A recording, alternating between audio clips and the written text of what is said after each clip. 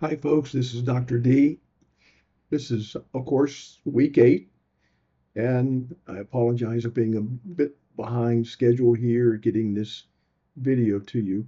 I wanted to talk a little bit more about encouraging you to learn to work with AI. Okay. You've got to develop AI literacy to be competitive in the marketplace in the very near future, if not already. And the only way you can develop that, I think, is to just play with the tools. Do it in a way that is non-risky. I wouldn't want to do it for something that might be a final grade right now, but get out there and play with ChatGPT or Gemini or Claude or all the other ones that are out there. Take some of the things you're working on, and try to get it to help you. For example, I was thinking that in our 231 class, data literacy, we use um, Posit Cloud and the R language. And we did that when we created the course 5 years ago because it didn't require students to load anything on their computer. Everything could be done virtually. We looked at Colab back then, Google Colab, but at that time, it didn't seem to be as easy to use as um, Posit Cloud. Now, Colab comes with AI. I was looking around and I went to labs.google.experiments, and they've got a bunch of things here. And when I was scrolling through to see what was new, I noticed this: Data Science Agent in Colab. So I clicked on that to try it now and opened up Colab. Colab is free. All you need is a free Google account. I think most of you probably have that. When you have a free Google account like I did, Google search obviously knew that I had an account and it signed me in, and I'm in the free version here of Google Colab. Now, Google Colab is designed primarily for Python. That is the competitor language to R. R is used a lot by pure statisticians, data scientists, but more and more people are using Python.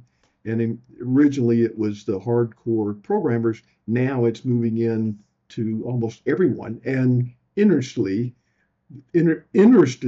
I can't say that, the AI tools default to Python. When you ask them to do something, they will use Python if it involves coding, unless you tell them, like I've told my students, tell it to use R, tell it to use this package, tell it to use this process, so that it will not use Python unless you want it to.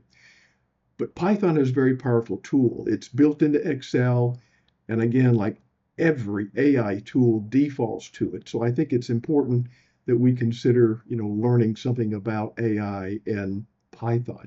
What I did here, I just uploaded a file.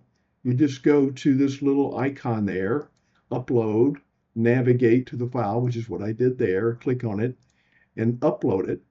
And then there's my interest rates files. And I just went over here. Let me go back up the very top. Whoops. And there's where I loaded that. And it started asking me, information. And it said, these are things I can do. And I read through those and I said, okay, I would like to plot, misspelled it obviously, a box plot of the data showing the interest rates in the cities. Now, this is data for an ANOVA where you compare the mean interest rates in these cities.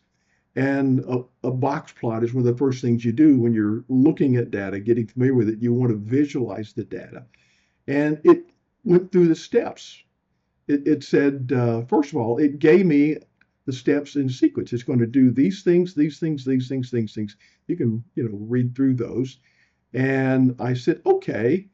And it ran through here, made some errors, and it corrected them. And it kept analyzing the data.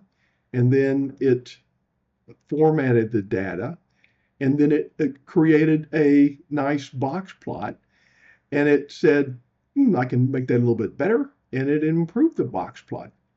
Very, very, very helpful. And I think that's the future for many people that aren't going to be professional coders.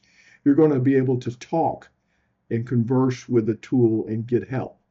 And then I asked it, okay, can you help me run the ANOVA? And I'm just learning about this new version of Gemini and Colab. And it said, I can't do it the same way, but I can give you all the code, which it did.